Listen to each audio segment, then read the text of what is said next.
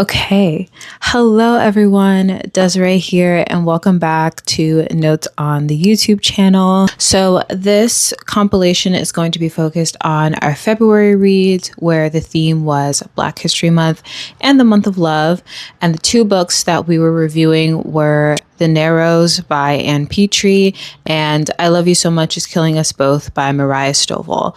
Both novels deal with love and relationships and the psychology and mental impact around love in two completely different ways. The Narrows by Ann Petrie really kind of left me in a bit of a chokehold, tugged at my heart real bad. You know, I can't really do a really good Jennifer Coolidge voice, but it tugged on my heart real bad. So The Narrows is focused on an interracial relationship in Rhode Island in the 50s. And of course, that causes a lot of turmoil, a lot of strife. And unfortunately, someone does die at the end, I must say. You're going to hear a really spirited review from me on that. I can't even lie to you. Miss Petrie, I don't know why you did that to me. And then I Love You So Much Is Killing Us Both by Mariah Stovall is honestly unlike anything I've ever read. But I will say for that one, trigger warning for severe mental illness, depression, eating disorders, body dysmorphia. So proceed with caution on that for sure. But yes, thank you so much for viewing this compilation of my February reads. And stay tuned. The March reads will be coming up very, very soon. So yeah, thank you so much and happy reading. And I'll see you next time. Bye. Hello, everyone. Desiree here, and welcome back to Notes On. Today on Notes On, we are going to be discussing The Narrows by Ann Petrie. Now, I was introduced to Ann Petrie in the way that I think a lot of people are introduced to Ann Petrie, which is from her critically acclaimed novel, The Street, which takes place in the 20s and 30s and really accurately depicts Black American life in that time period. Now, The Narrows takes place in the 50s, and it also takes place in Rhode Island, which I absolutely love because that's where I went to college. So this felt a little bit nostalgic for me in that regard. So the book focuses on a handful of very interesting characters. We've got the barkeeps. We've got this character named Weaknees, who is this amazing chef. We have the Powthers, Mammy Powther, Malcolm Powther. Malcolm Powther works just outside of the city for a rich, white, wealthy family. We have Abby Crunch, who is the adoptive mother of Link Williams, who is one of the main characters that I want to focus on. So Link Williams, when we meet him in the book, I think he's about maybe early 30s, quite honestly, but he's a Dartmouth grad. He was a sports star in his high school days, and he also went to the Navy. And now he's back home working as a barkeep. They've touched on it a few times in the book very early on, but from what I can remember as well, you know, it's the 50s in America. He's a Black man, highly intellectual. He majored in history, and he makes a comment maybe within the first 100 pages, I think, something kind of to the effect of, you know, they let me achieve as much as I could, and then I got sent back home. Something to that regard, right? So there's Link Williams, and there's also Camilla Treadway Sheffield, who, when she first meets Link Williams, she introduces herself as Camilla Williams. Now, there's no way that she knows that Link's last name is Williams. Not at all. But she's lying from the very start. And honestly, their relationship that kind of starts semi-romantic, then friendship, then goes full-fledged romantic, and ends in tragedy is something that I really want to talk about. So to set the scene again, it is 50s America. Link Williams, as educated, intellectual as he is still a Black man in America. And Camilla Treadway is a wealthy white woman, beautiful, gorgeous. There's lots of talk about how beautiful she is, her hair, all these wonderful things. But she's also a part of a very rich, wealthy family. So I hate to say it, but even at the very beginning, I was just like, this is not going to end well. This is not going to end well. Aside from the fact that she started their relationship with a lie, lying about who she is, lying about, or you can say lying by omission, right? not telling him up front that she's married, who her family is, that they're extremely wealthy, all these things.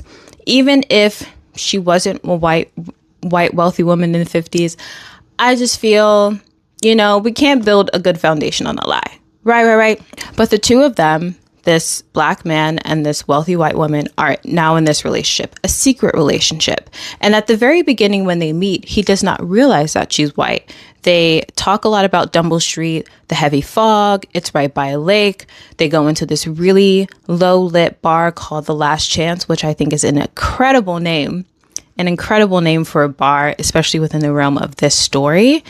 But they go into this bar. Nobody really realizes, including Link, that this woman is white until one of the waiters comes back and like stops and stares and is like, and then he starts to take her in and he's like, oh, because also it's like the whole question too is, what is she doing here? What is this well-dressed, wealthy white woman doing here?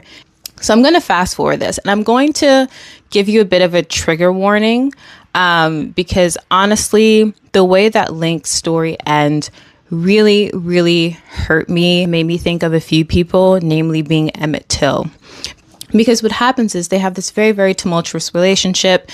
It's hard for Link, kind of feeling like he's this buck boy, this mule, this cash grab, this like sexual provocation for this woman, right? Like he's this handsome, sturdy black man, and he's drawing all these connections to what he's learned in school. Like I mentioned, he majored in history, what he's learned in school about how white women treat black men. And he is constantly thinking about that in his mind while this woman is paying for everything, while they're having these secret hotel rendezvous. And while all this is going on, he's just like, what do you really want from me? And what am I doing here? And how am I in love with this person? And I remember the first time they got into an argument because his mother freaked out when she saw that there was this white woman in her house, which honestly, rightfully so, Miss Abby Crunch, I would hold on, because again, this is 50s America. Men get hung, they get dragged through the streets. There's all this fanfare around killing black men who associate themselves with white women romantically, sexually, right? It's always the idea that a black man has forced himself on her, that this is not some sort of romantic, there is no romantic relationship. So after his mother kicks her out and they're arguing in the car, right? And she calls him a black bastard. I was like, cut the cameras. Dead ass. Cut them right now, right here.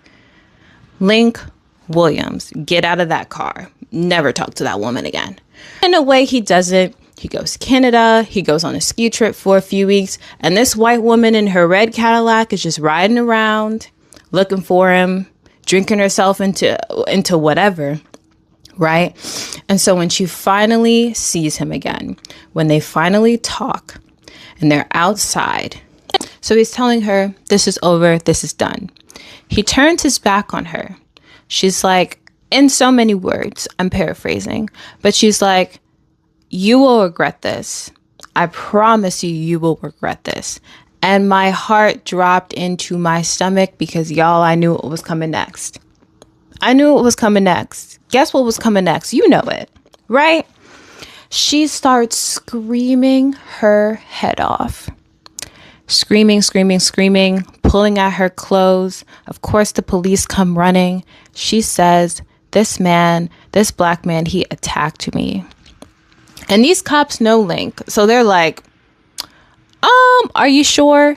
They know his quote unquote father, Bill Hod, who runs The Last Chance, who raised Link for most of his life. And they're like, Bill Hod has a lot of influence. He has a lot of powerful friends, especially in the police department. So they're like, Link is like, you know what? Just arrest me. Right? I was like, I knew it. I knew this would happen. Something to this effect, right? So Bill Hod pays the bail, gets him out of jail. He's like, you need to get your shit together. You need to leave this woman alone. He's like, I'm trying to do that. I promise you. So part of what plays a huge role in Link's demise at the end is the journalism. It's the Monmouth Chronicle, right? So they published a story about Camilla Treadway Sheffield accusing Link Williams of attacking her. The judge puts a hold on the whole trial because there's no proof, right? There's no proof. Okay, but we know that that doesn't matter because what? She comes from a very powerful, rich, white family. Doesn't matter what's true, what's not, what's in the paper, what's not. They care about their image because now their daughter's at home in the mansion, drinking herself into whatever, going crazy, going wild, right? This woman, Camilla, she is so distressed by her lies, by her accusations, by basically ruining Link's life. She drives through Dumble Street again. Again, she is in this black neighborhood looking for what? I don't know. She drives through this neighborhood again. She hits and runs over a child. She hits and runs over a child. That's in the paper. So then her family's like, you know what? We got to jump into action. We gotta get this guy to confess so we can get our daughter back to who she was.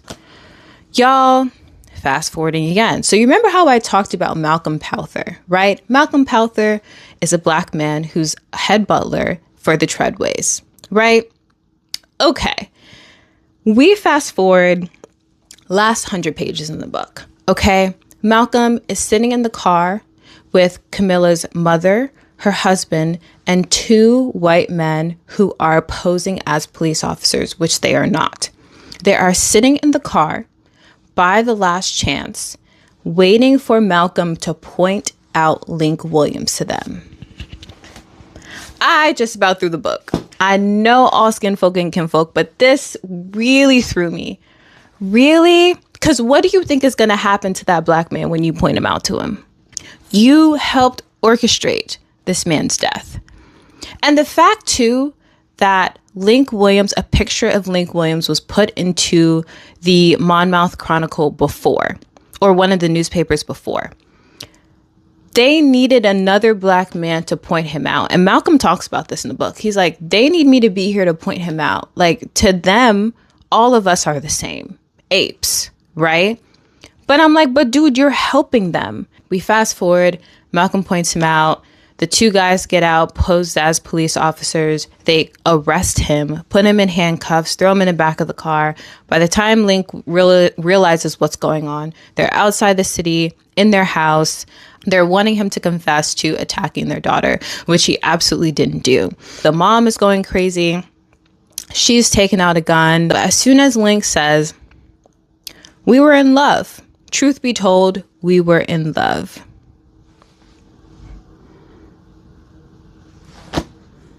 They just couldn't believe that. Could not believe that their white daughter would go into a black neighborhood, choose a black man when she had Captain Sheffield as her husband. They just couldn't believe that. So they shot him. The husband shot him.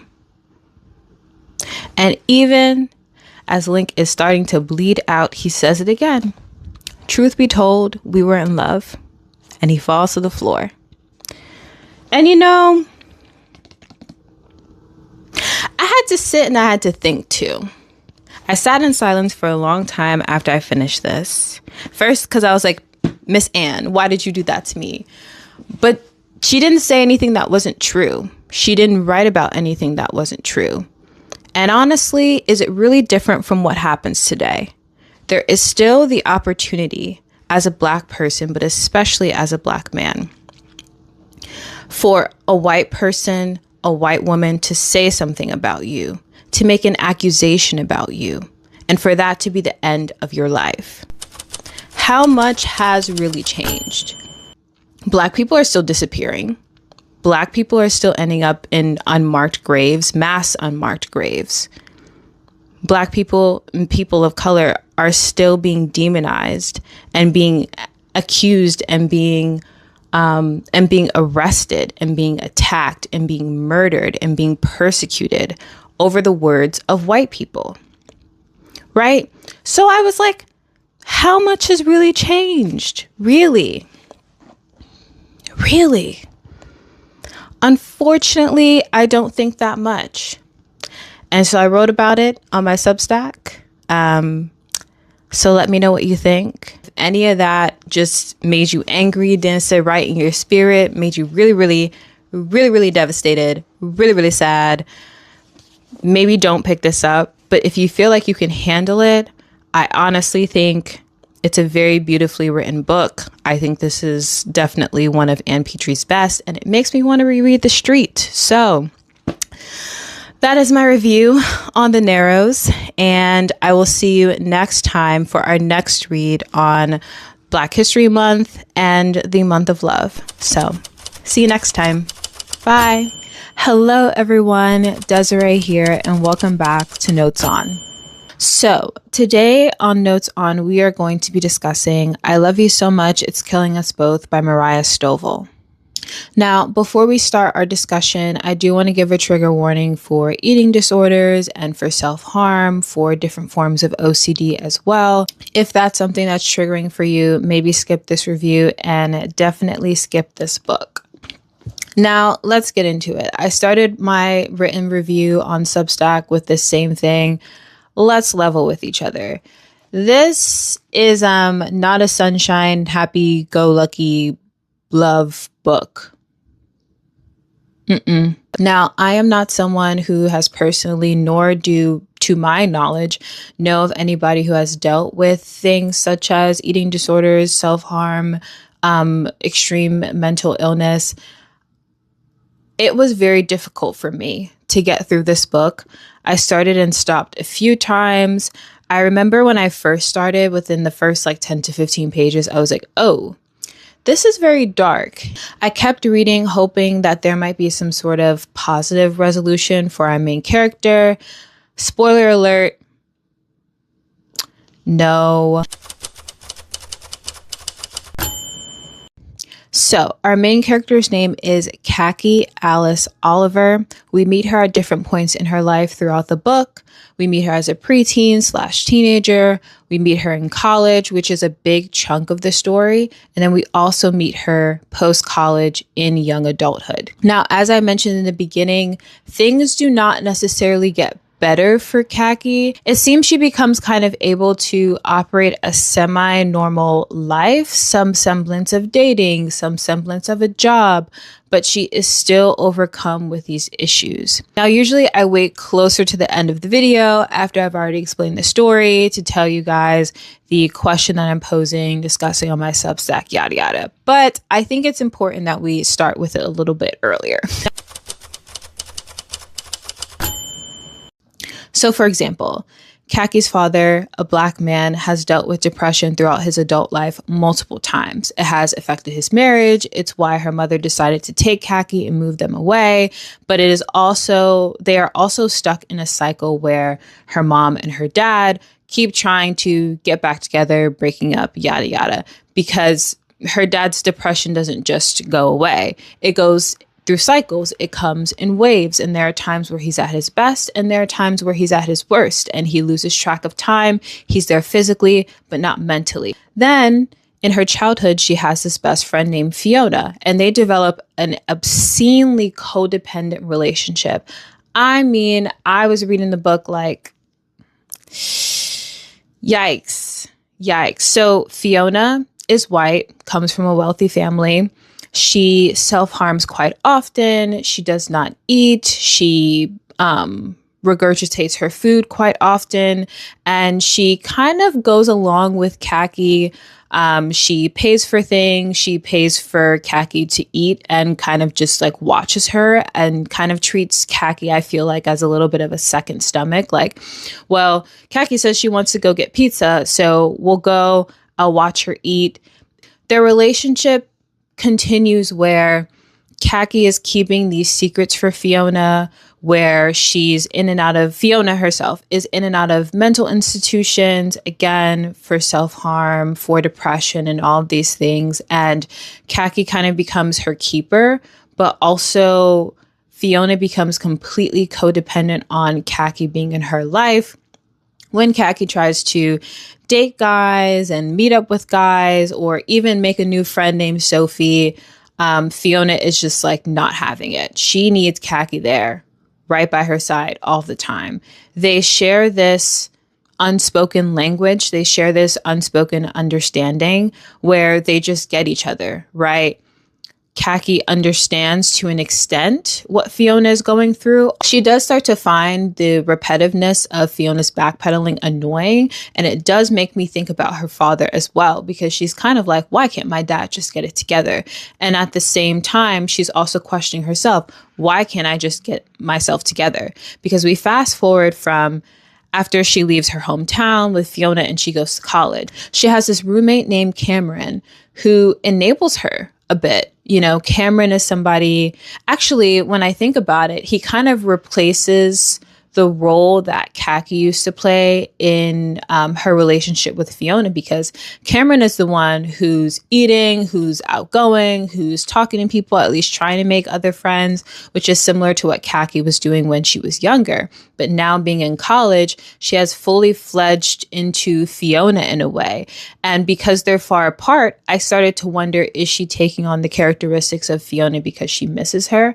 And doing these things, Khaki stops eating. She starts weighing herself constantly. She has this whole spreadsheet where she keeps track of her weight multiple times throughout the day. She also starts regurgitating her food and self-harming in that way. She gets fixated on men and them falling in love with her, how to make them fall in love with her.